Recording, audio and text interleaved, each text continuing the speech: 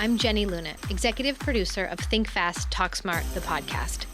One of my favorite things about working on this show is when we do live events. We get to hear from people from all over the world. This was so exciting, Jenny. We had hundreds of people join us from over 65 countries. And today we're going to share that information with everyone. We're going to do this in 2 different episodes. The first episode, you'll hear me talking about the lecture I gave on how to be more clear and concise in communication. And then we'll run a second episode where you'll hear the answers I gave to the questions our audience asked. So sit back, relax, and enjoy this live episode. Now it's time to bring on our host, strategic communications lecturer at Stanford Graduate School of Business, author of Think Faster, Talk Smarter, and your host, Matt Abrahams. Well, thank you so much, Jenny. I am thrilled to be here. And thank you to all of you for joining us. We are excited to bring our community together. Thank you for your support. One of the biggest challenges we have when we communicate is being focused, making sure that our messages are clear and concise. The reality is this: attention is the most precious commodity in the world today. Our attention is constantly being pulled in different directions, and we need to make sure that we can break through all of those distractions by making sure that our messages are clearly focused. So today we're going to talk about techniques to help us be better, focused, and clear for our audience. A great example of a focused message happened when the very first iPod came out. The iPod could have been discussed as a tool for the technological wonders that allowed it to work, the slim, cool features that made it available and easy for people to find what they wanted. But the message was clear and focused. 1,000 songs in your pocket. Clear, relevant, concise, and precise. And those are the very elements that we're going to look for as we design our communication content. So today I want to share with you 4 specific areas that we can use to focus our communication. For each one, I'm going to introduce the concept, explain it, then I'll give an example, and ultimately we'll talk about how to deploy these to help you be more focused. So to begin, let's start with concision. Concision is all about making sure that our message is clear. My mother has a wonderful saying.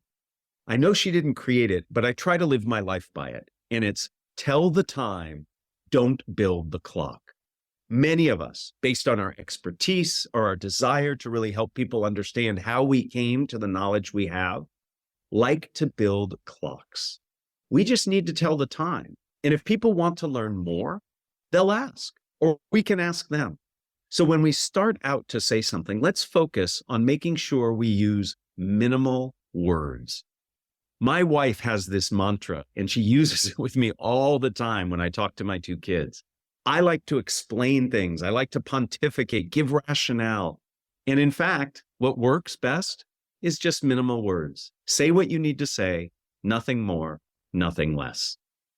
We have to be thinking about what is the least amount of information that we need to share to get our point across.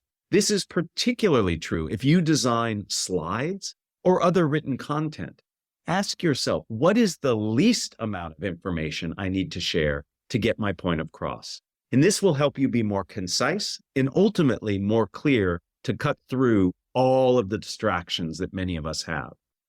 Now, I was very fortunate when I wrote my latest book, Think Faster, Talk Smarter, to interview just some really cool, interesting folks.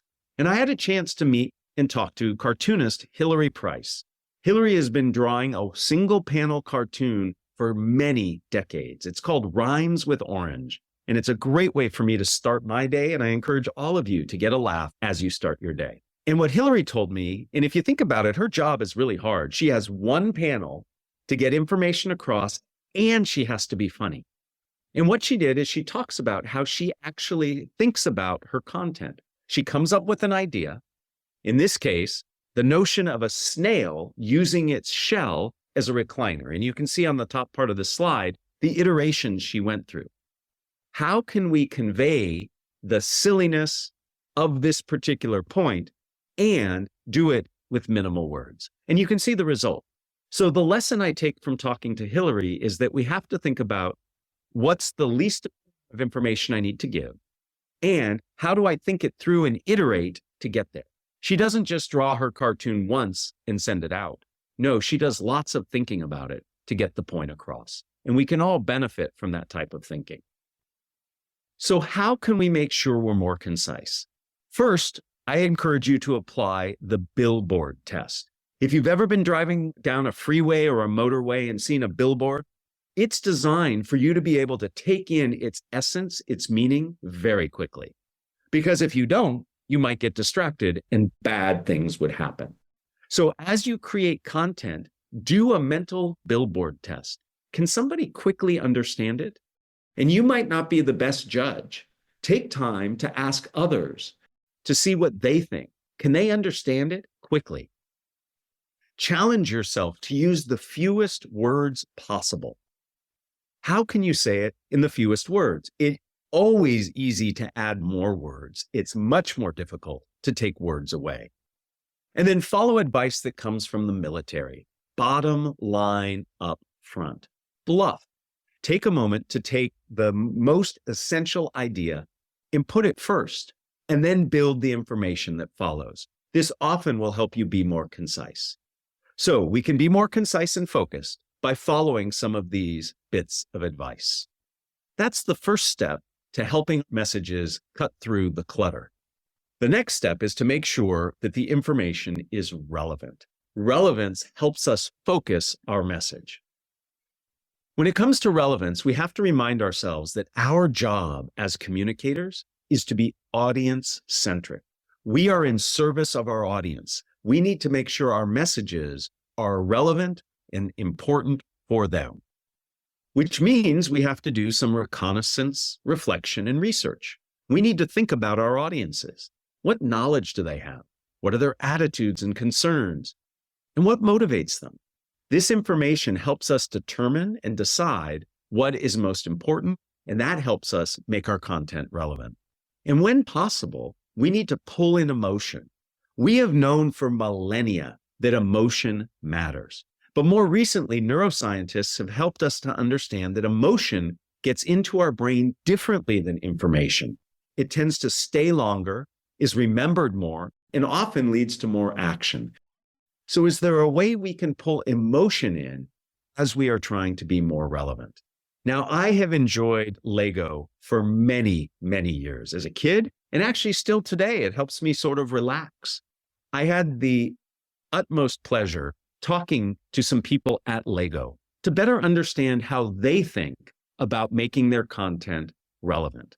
And one of the things I learned is that they know a lot about their audience. In fact, a Lego instruction manual designer, somebody who creates what you see on the screen, start their jobs and spend a full year learning about the differences between their audiences. So they know what a 5-year-old can do with Lego bricks versus a 7-year-old, a 10-year-old, etc.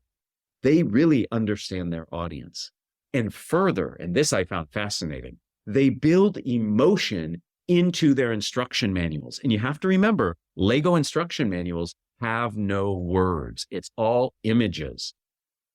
You could make every single step identical, same number of moves, same number of pieces, but they don't. They make some of the steps easier, quicker to do, and others a little more challenging, so that you as a person building Legos have an emotional experience. Think about what it would be like for you to build your messages the same way Lego instructs people to build their products. Think about what your audience needs and is relevant, and build in emotion. So we can make things more relevant by first making sure that we bring our audiences into our stories. So I don't just tell you a story and tell you information. I bring you in. How do I do that? I might use your name, or I might say things like you or us or we. That pulls the audience in so they're part of the story, not just listening to the story. Similarly, I can use time-traveling phrases, things like imagine, or what if you could, or think back to when, When I use that language, I make it relevant for you because you're seeing what I'm saying. I could simply tell you something, or I could ask you to imagine that very same thing. Very different, much more engaging and relevant. And when possible, try to build curiosity.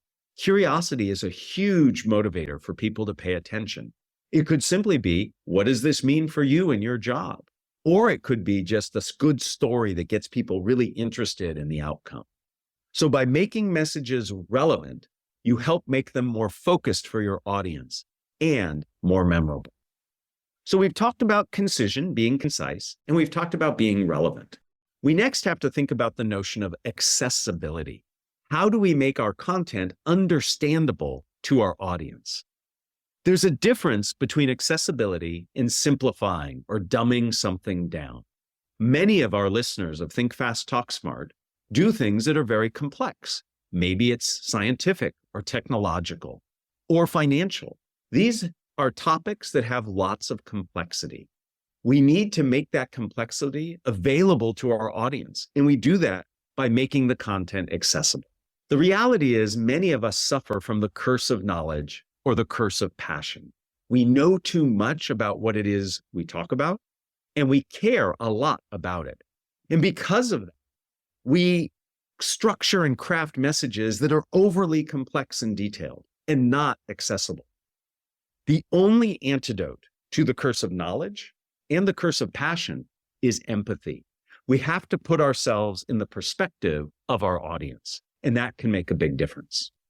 We also have to think about the language we use, the jargon and the acronyms. When you know a lot about your topic, it's very easy to slip into a lexicon, a language that others might not have knowledge about or have it being accessible for them. I once did some work at an organization where I made this very point about the curse of knowledge and passion. And somebody raised his hand and jokingly said, "We don't have that problem here. We have a GOAT for that."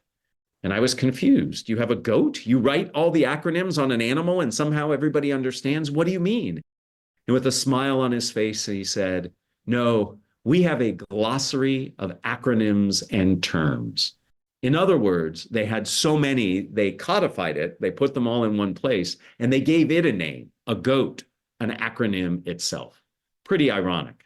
In my research for my new book, I got to interview people from CliffsNotes. And if you're not familiar with CliffsNotes, among with other types of note providers, help distill down the essence of literature and plays, plots and characters, themes. And I spoke to one of their editors, and he made a really powerful point. He said that the role of CliffsNotes is not to just repeat what is in the book in a distilled way, but their job is to be a translator. And I found this fascinating. In fact, when I interviewed Carmine Gallo, he made the same point, that the role of a communicator is to be a translator. You have to take complex, difficult information and make it easily accessible to your audience, just like CliffsNotes does. So how do we do it? Well, there are many tools you can use to make your content accessible. You can use analogies and comparisons. This can really help. Take something that people know and compare it to something that they don't know or don't know as well. There's one caveat here, though. You have to make sure that the analogy you use is understandable. Here in the United States, we use lots of sports analogies. Hit it out of the park, push it across the goal line. It's a slam dunk. And these are analogies that make sense if you know the sport. So we have to take into account the knowledge of the audience relative to the analogy. And sometimes culture plays a role. I had a student in one of my MBA classes who, in the midst of his presentation he was delivering, used an analogy to the game of cricket. And while cricket is popular in many parts of the world, I think it's safe to say here in the United States, it's not that popular yet. And many of our students were dumbfounded. They didn't know what the analogy was for. And my student stopped right after he used that analogy, and he looked at all of us and said, "That's how I feel when all of you use references to American football." He made a very powerful point. Use analogies, but make sure people understand them. Another way to make things accessible is to chunk similar ideas together. In other words, deconstruct and break things down. If you've ever baked cookies or baked a cake, you know that the recipe typically deconstructs information. You combine the wet ingredients, the milk and the eggs, and then you do the dry ingredients, the sugar, the flour, and the salt. Those are two chunks of information, and then later you combine them. Is there a way to deconstruct the complex information you're talking about into ideas that people can understand? And then another useful technique is to diagram or draw or create pictures or perhaps infographics or videos that help people follow the flow of the information. So we can make complex ideas accessible that help our audience focus on our key message, and it helps us focus too.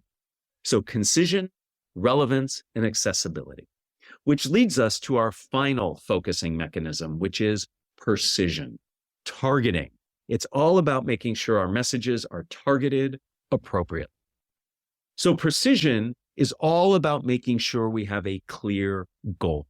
And to me, a goal is about three things: information, emotion, and action. In other words, what do you want your audience to know? How do you want them to feel? And what do you want them to do? The information piece is the ideas and concepts you want to get across. It's all the things we've been talking about in terms of concision and relevance and accessibility. We also talked a bit about emotion. How do you want people to feel? Do you want them excited or concerned?